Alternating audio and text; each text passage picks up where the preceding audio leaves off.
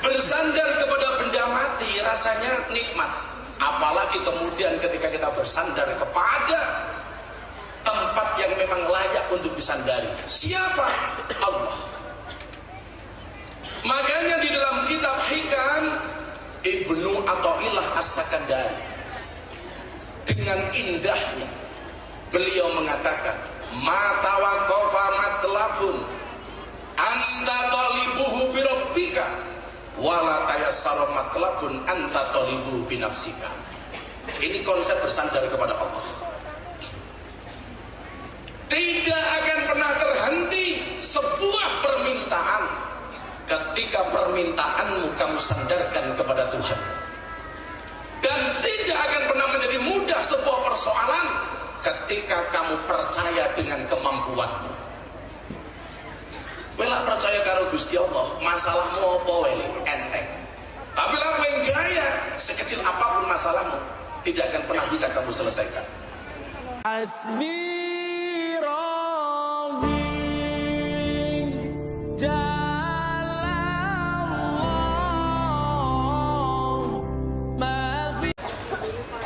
acara selajengipun mau'idhah hasanah saking Gus Miftah wekdal saha panggilan kula suwun. Matur nuwun.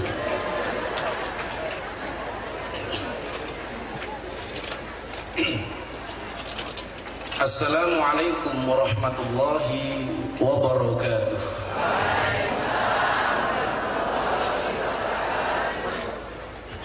Alhamdulillahi rabbil alamin. Hamdan katsiran thayyiban mubarakan fih ala kulli hal. Wa na'udzu billahi min ahwali ahli dhalal wa nusalli wa nusallim wa nubarik wa nu'addim ala habibina wa syafi'ina wa nuri qulubina sayyidina wa maulana Muhammadin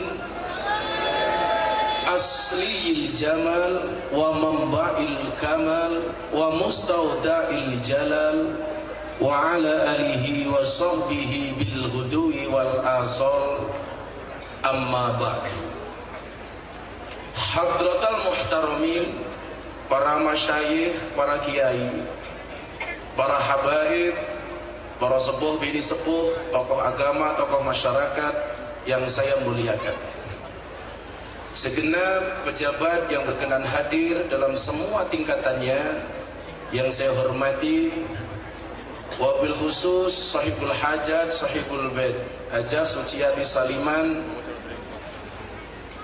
serta hadirin hadirat kaum muslimin wal muslimat, jamaah pengawasan dalam rangka tasyakuran kesembuhan Ibu Hajah Suciati Saliman dan telah selesainya pembangunan Masjid Suciati yang malam hari ini juga menghadirkan wayangan bersama sinden yang lemu-lemu.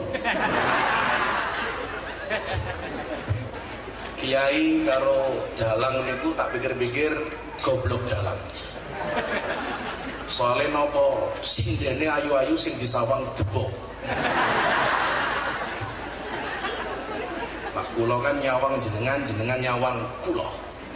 Yang saya malam hari ini juga diiringi kok penyanyi ini tua-tua.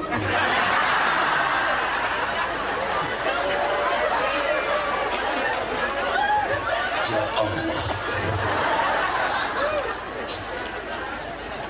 kartus garwane matamu, cucuku ayu. Saya bilang tua kenapa? Karena sore ini saya mendatangi 3 klub malam di Jogja. Karena kebetulan saya hanya di Jogja bulan ini, ya tanggal ini tok. Ini saja tadi diprotes oleh mbak-mbak Sarkem karena sudah 3 bulan tidak saya jenguk. Mereka protes, apalagi mereka kemarin melihat saya pengajian di Gang Doli yang telah tutup. Mereka mengadakan pengajian, panitianya para mantan-mantan germo. Dan alhamdulillah Doli sekarang sudah tutup Kemarin sore saya pengajian di lereng gunung di Bandungan. Panitianya juga mantan-mantan preman yang ada di lokalisasi Bandungan. Begitu saya nyampe sana, panitia teriak-teriak, "Selamat datang Gus Miftah, presiden para pendosa." Maka saya syukuri setelah sekian lama saya tidak ngaji di Jogja, malam hari ini bisa sowan Bapak Ibu di Jogja, karena besok pagi saya harus pergi lagi. Saya itu kalau pergi ngaji minimal 10 hari baru pulang. Maka sebenarnya hidup saya itu apa-apa cukup kecuali satu, kelon. Kelontongan. Makanya kalau saya pergi lama, pulang ketemu istri, langsung saya bilang sama istri saya, "Beb, apa? Jamak takhir tanpa kosong." Makanya tadi istri saya ajak, "Di bojoku mau." Mana? Oh dia, Masya Allah, tersipu malu. Tadi begitu datang jemput saya di teras kafe, istri saya bilang, "Mohon maaf bah, pupur saya ketebalan." Saya jawab, "Santai saja bunda, pupurmu memang tebal, tapi kamu harus yakin cintaku lebih tebal daripada pupurmu."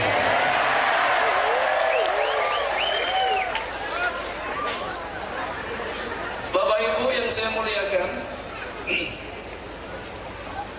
ada orang selalu bertanya, kenapa Gus Miftah itu kalau pengajian mesti bawa tongkat? Setruk matamu, setruk.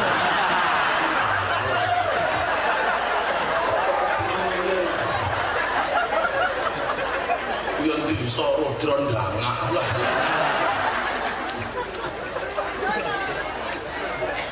Saya jadi ingat kemarin saya umroh sama istri saya, pulang lewat bandara Jeddah, saya pakai kacamata, saya bawa tongkat. Polisi di bandara Jeddah semuanya heboh, tarik jalan, minggir. Oh, aku pede banget, oh tahu dia ada kiai viral. Begitu nyampe dalam bandara saya tanya, "Pak polisi, kenapa semuanya suruh minggir?" Apa jawaban polisinya? "Ya jelas ada orang buta lewat." Saya pikir buta gara-gara pakai kacamata dan tongkat. Pelanggaran. Saya itu pakai kacamata karena mata saya kurang tidur, jadi kantong matanya tebal. Yang kedua karena saya sering masuk ke lokalisasi dan di kafe, jadi saya menutup mata saya dengan kacamata hitam supaya kalau ngelirik tidak ketahuan. Kenapa saya pakai tongkat? Yang pertama, ini mumpung ada teman-teman Yogo, tongkat ini warisan dari almarhum Ki Entus Susmono. 1 bulan sebelum beliau meninggal itu ketemu saya. Waktu itu saya habis masuk rumah sakit opnam karena saya saraf kejepit. Saya pengajian di Tegal, beliau peluk saya, dia bilang, "Gus, jenengan anak guru kula. Napa Ki?" "Dalang kan Ki, kalau kiai, kalau ulama kiai." Nah, saya punya dalang teman namanya Liti, maka panggilannya Ki Liti. Ki itu kan kalau laki-laki, kalau istrinya dipanggil Nyi, karena laki-lakinya sampai Ki Liti, maka istrinya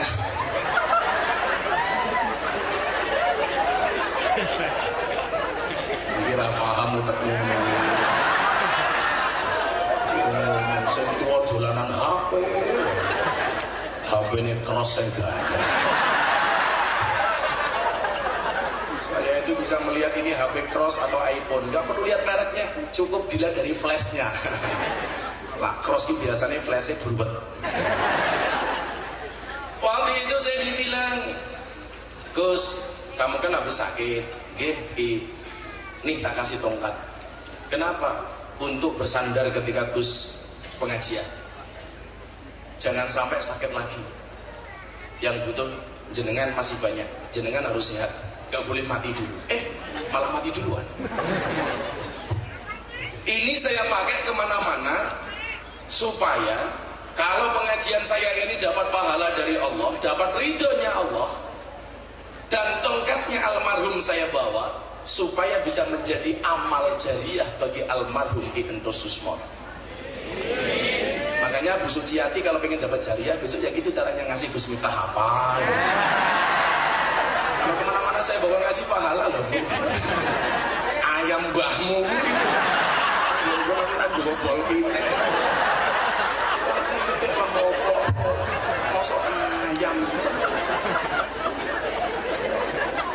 Pelajarannya apa? Kan begitu. Pelajarannya apa? Ini benda mati namanya jalid, rotan. Kalau saya dalam keadaan capek, badan saya lemah lesu, saya jadikan rotan ini untuk sandaran, rasanya nikmat, padahal benda mati. Bersandar kepada benda mati yang namanya rotan rasanya nikmat. Bagaimana kemudian kita bersandar kepada pemilik dunia? Siapa? Allah. Rasanya jauh lebih nikmat. Bersandar dengan menjalinnya enak. Apa mana bersandar dengan Allah? Ini saya sampaikan. Satu ketika saya menghadiri pameran akik, waktu rame-ramenya akik di Taman Mini Indonesia Indah. Waktu itu ada akik, di dalamnya ada kalimat Allah dilelang di Taman Mini. Anda tahu berapa akik tersebut terjual? Waktu itu penawar tertinggi adalah 3M, 3 miliar. Sama kalau ngundang pengajian Gus Miftah, 3M. Matur nuwun Mas Miftah. Bahkan di mana-mana banyak yang 7,5 M, pitulungan setengah makso. Batu akik, benda mati, di dalamnya ada kalimat Allah, harganya 3 miliar. Maka saya sampaikan kepada anak-anak saya di dunia malam, nah, benda mati saja ada kalimat Allah di dalamnya, harganya 3 miliar. Bagaimana kalau di dalam hatimu ada Allah? Berapa nilainya? Tak terhingga. Pengajian degannya belum datang saja asiknya kayak begini. Apalagi kalau degannya datang. Wah, asik banget. Aku lah ndelok wong kalungan kelingan sapi korban. Sarwono. Sepatunya lincip kayak penyanyi dangdut. Ya Allah, biasanya sanggon-sanggon dikali dikepras, bolongannya wong, ini mau diulek-ulek aja. Kalau bukan degan bro, tapi kambing. Bila tahun B mulai sejak itu kereminan nih.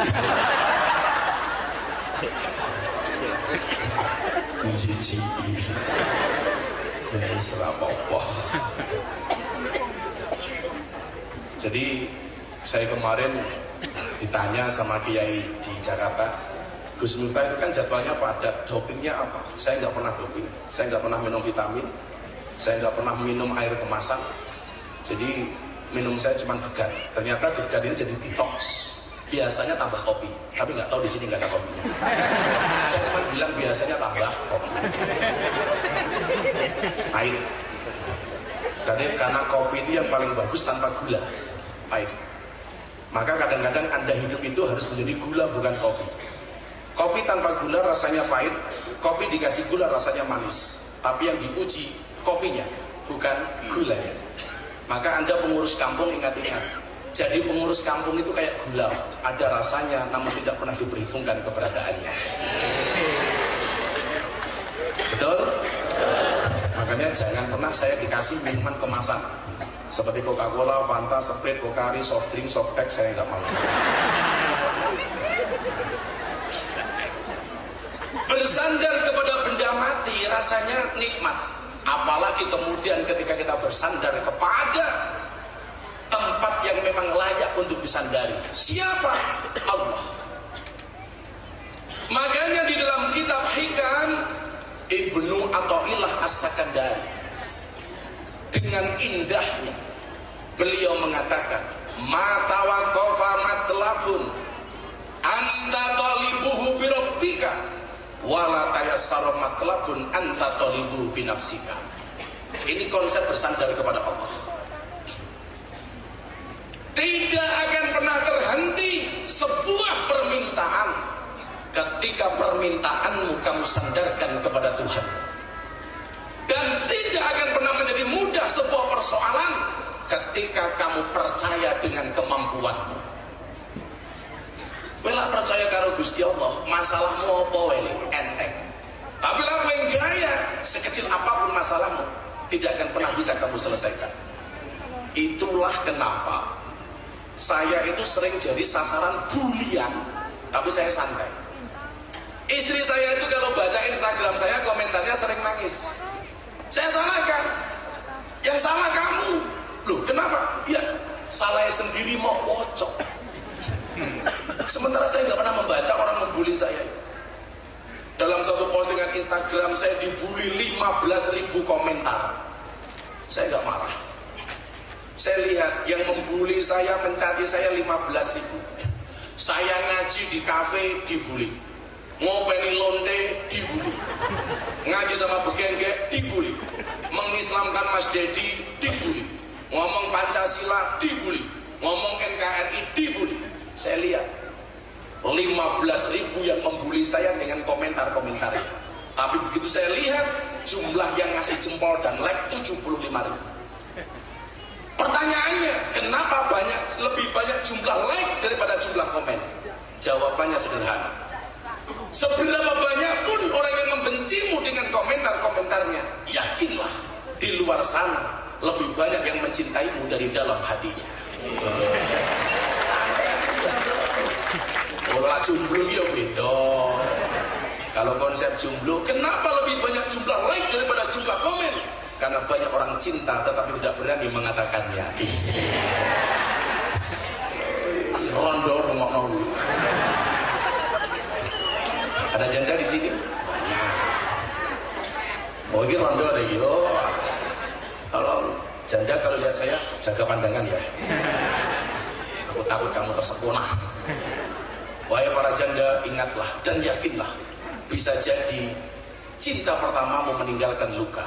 Tapi kamu harus yakin, cinta keduamu insya Allah menghadirkan surga. Iya. Oh no. Oh panas meniki, wah orang lagi pasangin. Serah Allah, alami. Jadi Bapak Ibu yang saya muliakan, nggak mungkin kemudian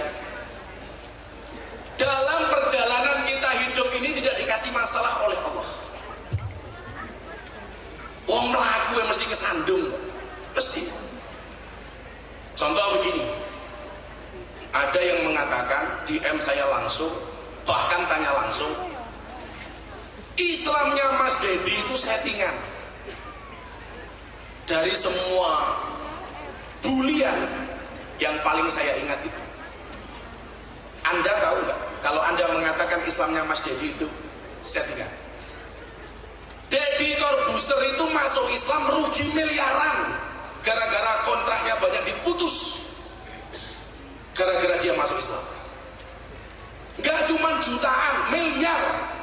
Saya lihat sendiri kontraknya diputus oleh pihak-pihak itu gara-gara Deddy masuk Islam. Kejam banget orang yang mengatakan Deddy masuk Islam karena settingan. Yang ngomong sama saya, Deddy itu masuk Islam melalui Gus Miftah karena dapat uang sekian miliar supaya Miftah jadi terkenal. No. Sekalipun saya tidak pernah mengajak Deddy Corbuzier masuk Islam. Puluhan ustadz yang WA Deddy Corbuzier, ayo bro kalau masuk Islam melalui saya bisa tunjukkan WA-nya. Dan saya sekalipun tidak pernah mengajak Deddy Corbuzier masuk Islam. Bahkan seminggu sebelum masuk Islam dia telepon saya, bro I will to be a Muslim. Otak murahnya enggak dia. Enggak, saya pengen jawab ini kenapa? Karena banyak orang Jogja itu yang tanya-tanya sampai kepada teman-teman saya, sebenarnya yang nyeting itu siapa sih? Katanya by design dan lain sebagainya. Wes toh, kowe nyangkem mau kaya apa ora bakal mempengaruhi saya.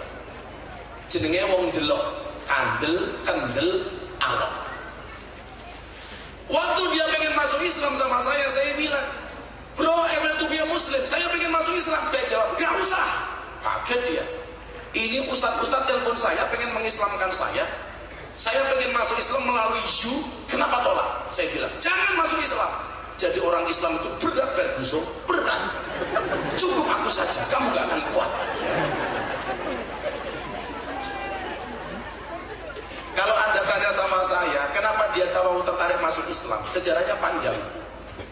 Saya itu kan kenal sama Dedi gara-gara video saya sholawatan di sebuah kafe klub malam di Bali viral. Gara-gara saya sholawatan dengan mbak-mbak yang berpakaian SDSP, semok depan, semok belakang. Model pakaiannya SMS, silitnya mau sedikit. Mbak-mbaknya modelnya Isuzu Panther. Ini suku-suku pantatnya bikin gemeter. Jadi kalau saya lihat, wow, delok ini, weh.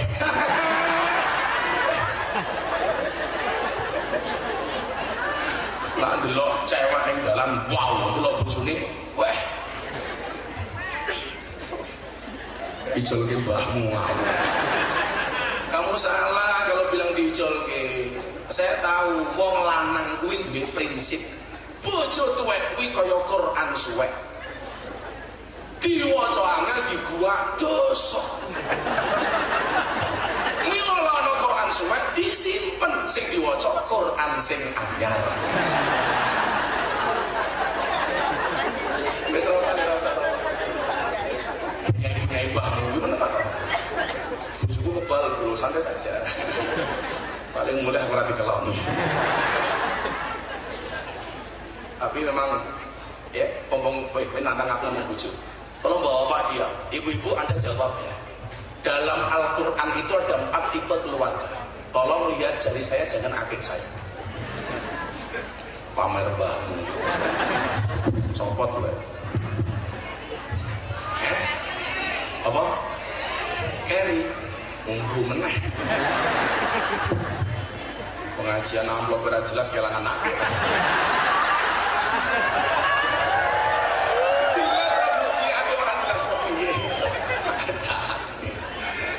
Banyak cerewet, banyak kacamata dia buka. Ya ngapa ya?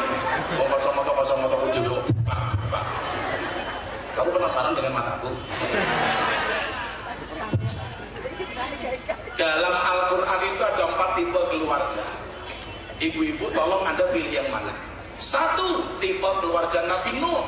Cirinya suaminya soleh, istrinya nakal. Yang kedua, tipe keluarga Fir'aun. Suaminya nakal, istrinya solehah. Yang ketiga, tipe keluarga Abu Lahab. Suaminya nakal, istrinya nakal.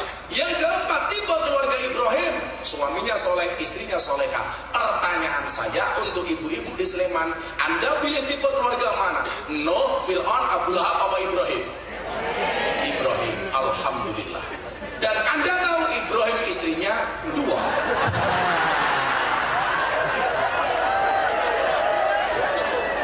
Karena ibu-ibu memilih tipe keluarga Ibrahim, berarti secara tidak langsung Anda mengizinkan suaminya menikah lagi. Betul? Langsung belakang saya nyaur. Wes, Fir'aun bayar apa? Santai wae. Utara saya itu kan kuburan, istrinya mati. Hari kedua dia ke kuburan bawa kipas angin. Saya tanya, ngapain kamu bawa kipas angin? Istri saya wasiat, Gus. Apa? Saya boleh menikah lagi kalau kuburannya sudah kering, katanya. Dan dalam betina dan merongos. Tapi memang saya akui, dimanapun perempuan itu jauh lebih jago daripada laki-laki. Buktinya jelas. Seorang laki-laki berani menghadapi ribuan ekor lebah untuk membawa sebotol madu. Tapi seorang laki-laki tidak berani menghadapi seorang istri untuk membawa seorang madu. Betul? Itulah hebatnya perempuan. Maka kalau mengatakan perempuan itu makhluk lemah, salah. Perempuan itu jauh lebih kuat daripada laki-laki. Buktinya apa? Pabrik susu 2 dibawa sendiri.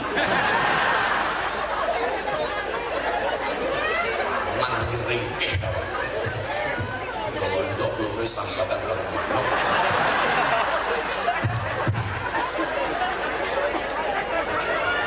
Gue yang santai bro, gak kebagian pikir gak apa-apa. Dan nanti pulang kamu little bonsir, segitiga terkelepan pasir. Mugo kopi ini teko Alfa.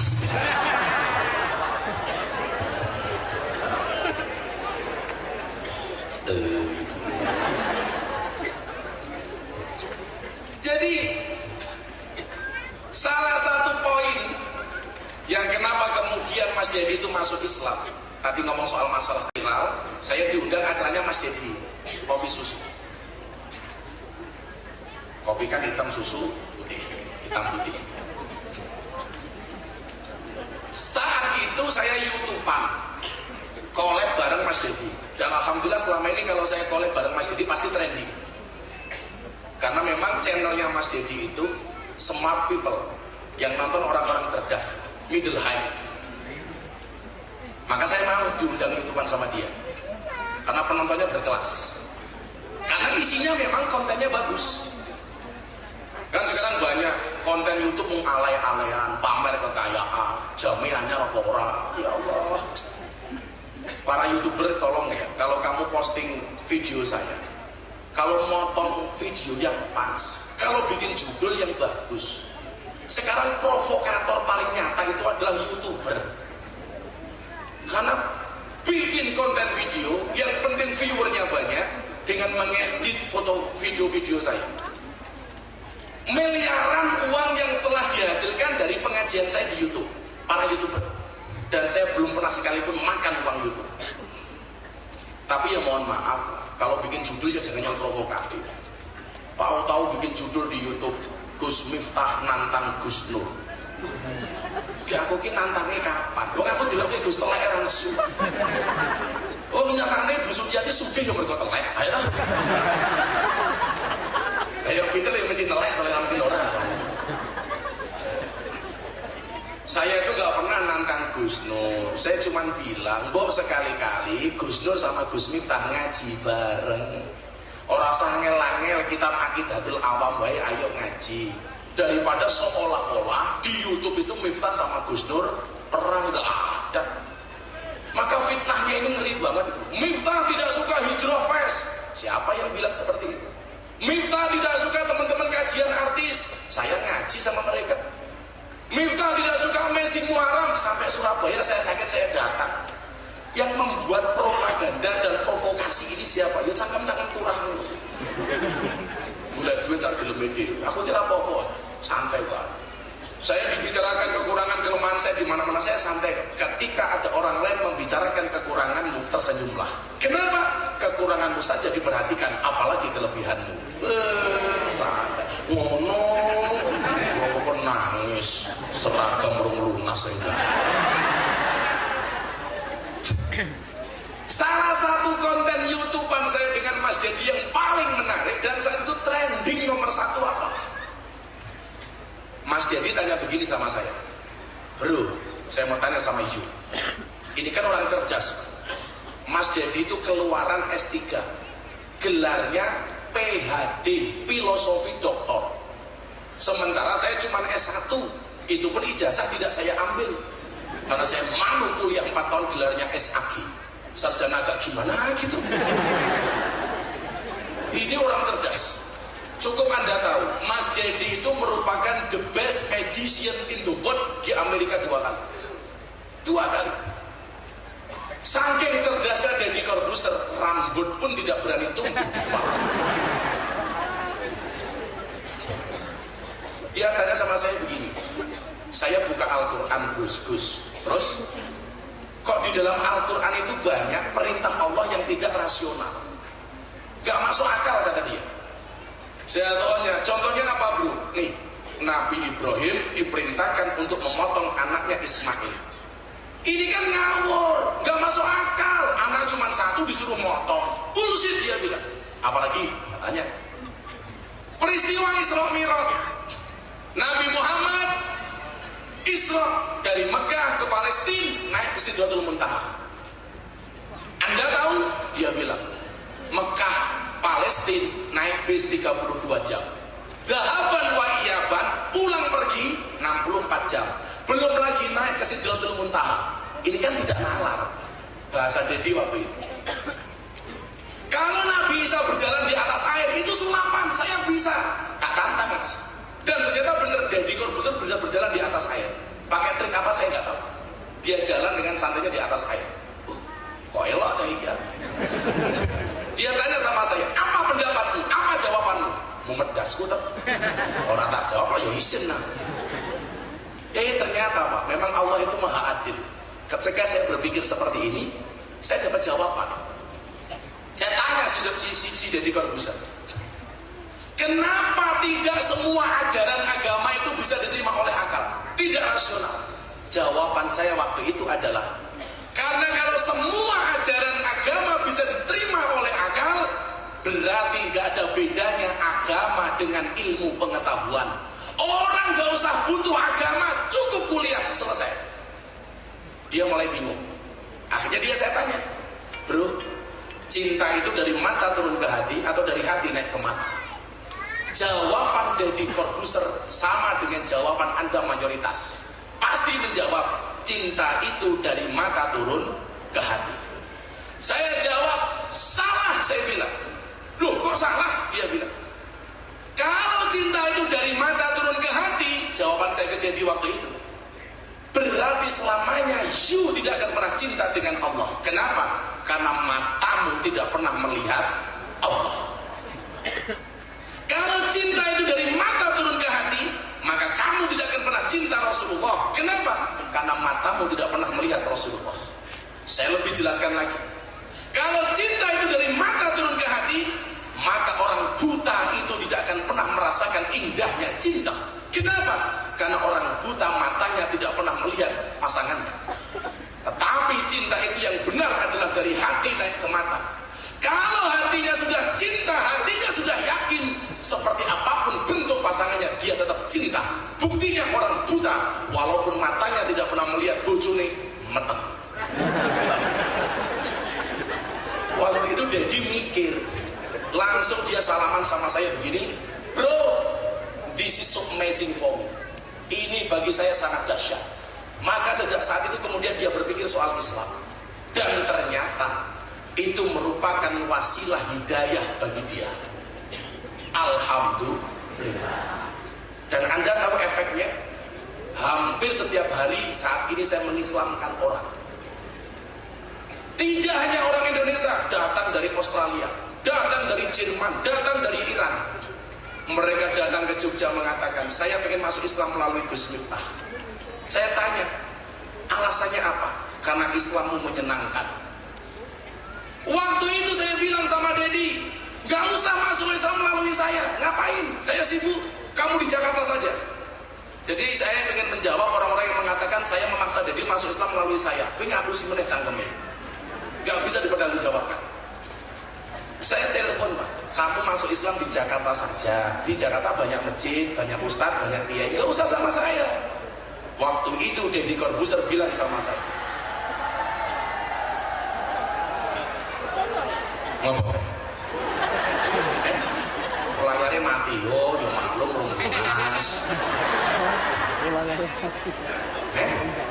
Kok kegulan apa?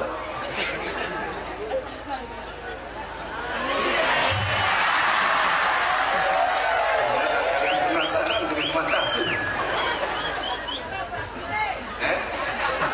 Bruno ya bagus. Ya cetok. Pak bojone ayune kaya ngono. Bunda.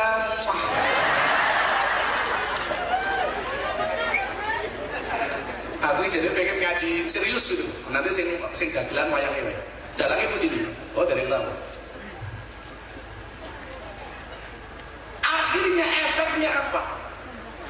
Tiap hari orang masuk Islam. Kayak besok malam minggu Pahing di pondok ulang tahun, tanggal 2 November. Yang insya Allah Mas Deddy Corbuzier akan datang. Saya minta dia cerita, kenapa kamu masuk Islam? Cerita sama jamaah, jangan saya yang ngomong. Hampir tiap hari sekarang saya mengislamkan orang. Datang dari Australia, dikit. What is your name? My name is Antonio Sekodori. Oh ya Pak. What do you want? I will to be a Muslim. Dari Australia. Udah masuk Islam.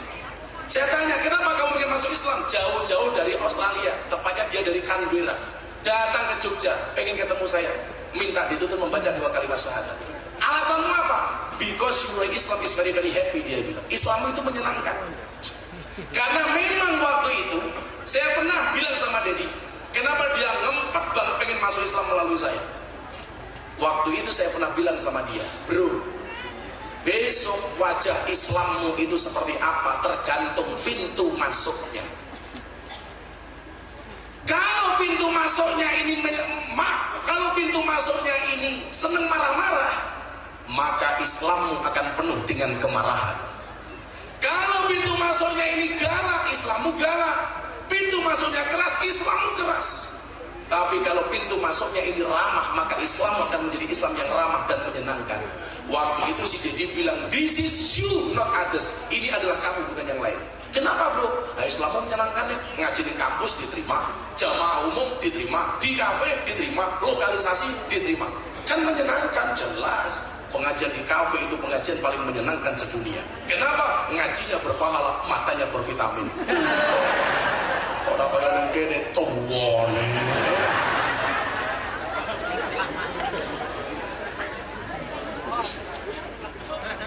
Dan ternyata Pak, ujian saya malah justru lebih berat Bu setelah mengislamkan Mas Dedi. Orang membuli tidak pernah berhenti. Ya Allah, ya santai-santai saja. Kowe seneng ku ya urusanmu, ora seneng ku ya urusanmu. Di mana-mana saya dibilang Miftah Ustadz kontroversi, ya nggak apa-apa, kena cangkem, menurut saya biasa-biasa saja.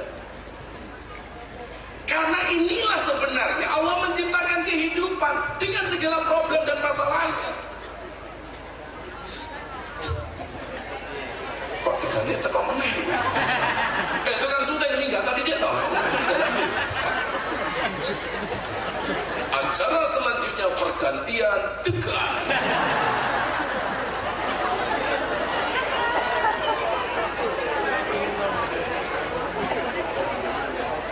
Baru tekan lebih gede di badan gasmu. Makasih ya Pak. Lah ini tekan apa kopi kok wadune koyo ngene iki. Kopi pingi sore kayak gitu. Ya pikiran enggak ngotot-ngotokin bladok. Padahal yo matamu ngawur. Cecake bro cangkemku kadoan. Terus apa? Siapa? Kentir. Oh, meneh. Makasih Mas Kentir ya. Kamu mulai bojomu mateng meneh.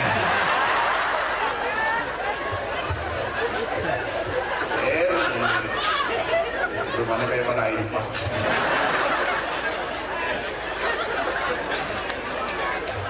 Limang menit meneh selawatan ke aku ya. Bisa lagu apa weh? Lagu apa? Cendol dawet matane. Cendol dawet.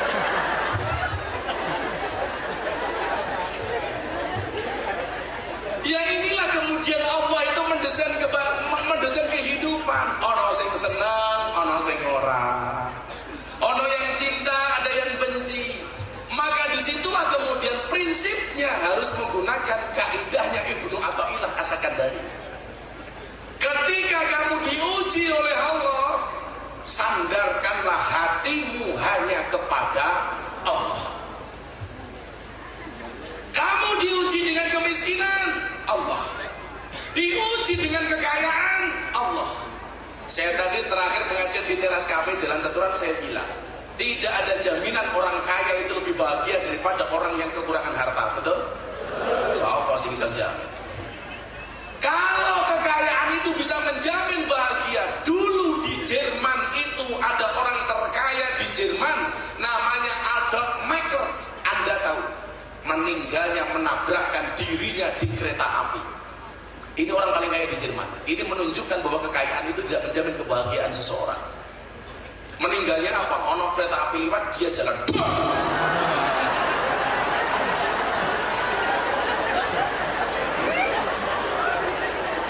Yo lucu, kaget kok sudah sekali cangkem. Jantung ini dodol bro, kaget aku rambut. Kayak sing duwe jantung cangkem. Aneh. Kekayaan tidak menjamin seseorang bahagia. Yo ngono wis tuwa jembabe pinggal hal-hal. Dadak. Iki sing pakai yo ping. Ayo, apa yang bisa menjamin kebahagiaan? Ketenaran? Enggak. Ada orang terkenal di muka bumi waktu itu namanya siapa? Michael Jackson. Anda tahu? Michael Jackson itu overdosis minum obat tidur gara-gara nggak bisa tidur. Di mana-mana dikejar sama wartawan. Saya bilang jadi orang viral itu enak. Enggak. Biasa-biasa saja. Ya paling untungnya dikit-dikit lah. Kayak saya kemarin terbang dari Jogja jam 5 naik Citylink, harusnya nyampe Lampung jam 6, Lampung Jakarta jam 6. Pindah bandara ke terminal Garuda, saya harus terbang ke Lampung setengah 7. Dan ternyata apa yang terjadi? Pesawat saya dari Jogja ke Jakarta telat mendarat. Saya setengah 7 baru nyampe Jakarta dan harus pindah ke bandara Garuda untuk ganti pesawat atas izin Allah. Begitu manifestnya dilihat sama pilot, dilihat apakah penumpangnya sudah masuk semua, ternyata ada nama Gus Miftah belum masuk ke pesawat. Akhirnya dia mengatakan sama pramugari, tolong ditunggu. Ya paling enaknya mengunduh itu. Ternyata begitu saya mendarat di Lampung, saya dipanggil sama pramugarinya, mohon maaf Gus, Pak pilot pengen foto bareng sama Gus Miftah. Kagak bro, ini gak mumet lah. Lalu aku seneng begini Surabaya, The Boss Cafe. Saya baru sekali itu masuk kafe itu. Gara-gara saya malam ngaji di Doli, ditelepon sama pengusahanya, Gus, anak-anak kafe pengen ngaji sama Gus Miftah. Saya pikir seperti orang mau pengajian, ternyata mereka sudah mau bekerja dengan menggunakan pakaian dinasnya masing-masing. Begitu saya masuk kafe, ya Allah, semuanya minta selfie. Saya mau delok kiwa susu, tengah susu. Ya Allah. Aku langsung ingat istriku di rumah. Ini aku sih matamu.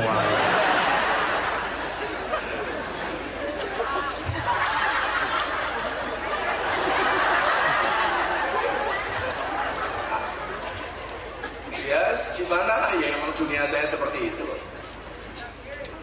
Ketenaran tidak menjamin kebahagiaan seseorang. Apakah kecantikan seseorang menjamin dia bahagia? Enggak. Contohnya Marilyn Monroe. Oh, waju nih Rabu. Apakah dia bahagia? Enggak. Dia overdosis, akhirnya minum obat-obat terlarang gara-gara apa? Kecantikannya dikejar, diburu sama wartawan. Maka hari ini Anda yang punya wajah pas-pasan santai wae. Santai wae. Kowe merongos ora apa-apa. Ngopo dadak mau pasangi kawat? Alah. Saya tidak pernah mengizinkan istri saya pakai kawat gigi. Mergo aku bayang lha bojoku cangkeme kawatan tak cipok entek.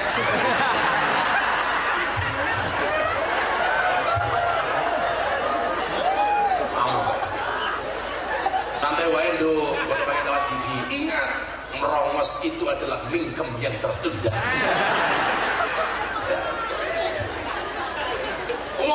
Saya kayak jamaah saya yang kaya-kaya itu lari ini kemana? Ke Singapura, sontek, solikin. Ya Allah. Silikon, lah iya sontek silikon yang nyuntik namanya dokter solikin.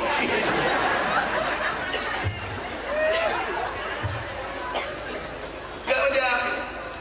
Tapi jaminan kebahagiaan itu adalah dari dalam hati kita, dengan cara bersyukur kepada Allah Subhanahu wa ta'ala. Bagaimana cara bersyukur? Yuk selawatan dulu. Yuk. Gue lah reso ngiringi, tak ngiringi cah yoga-yoga kayak.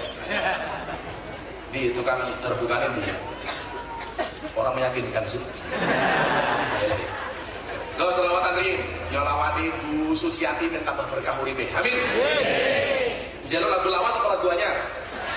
Anyar durung dadi. Lu gawe. Mundur alon-alon. Oh nek. Malah kecantol sawet.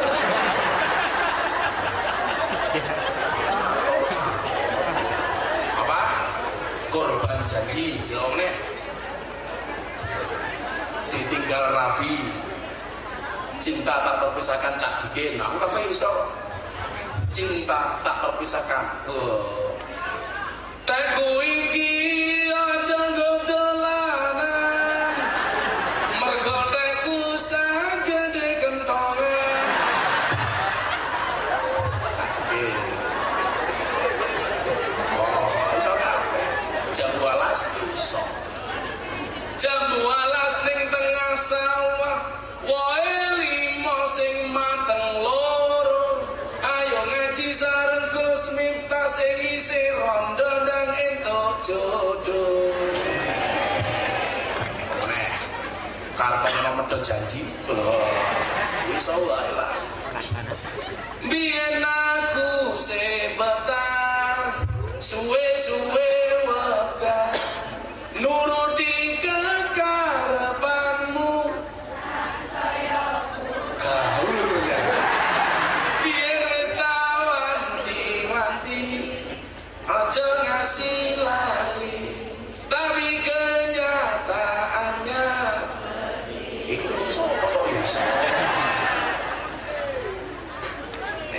bocah nom-nom ning ngarep aneh ditinggal rabi versi sholawat. Ayo iso ora kowe ora iso mulai kowe ngomong.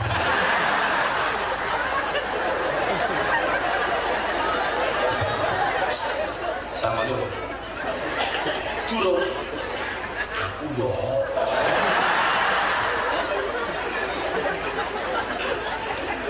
sangoni selamat kowe. Kowe lek ngaji ngono kuwi le sangoni ditampa ya ora. Para sangoni pamite bola-bali. Ngapa penyanyi ketinggalan? Iki grup saking pundi niki? Oh, SR Group. Ya ketok gratisan iki. Karyawane dhewe kok ngopo?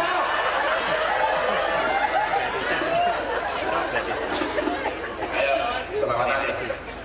Di 300 versi selawat. Kowe ora iso meneng kok Nabi kae. Iki ogone tua-tua iso kok.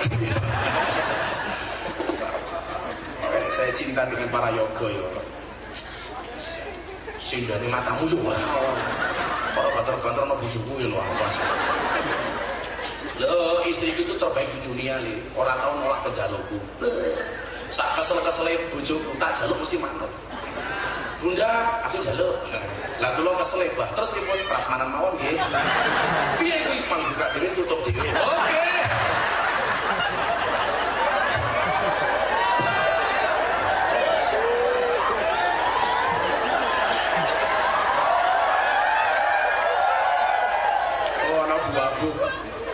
Selamat datang Bu Abu, Bu Muslimatun, Bu Wakil Bupati. Monggo lenggah Bu. Napa badhe ganteni kula ceramah teng mriki Bu, monggo. Shallu ala Nabi Muhammad. Lagune loro, saiki lagu nom dhisik lagu tuwa, oke? Siap-siap. Are you ready? Nganti rapas awas. Aku ki gawa tongkat fungsine siji. Lah ini aku rapas. Eklek.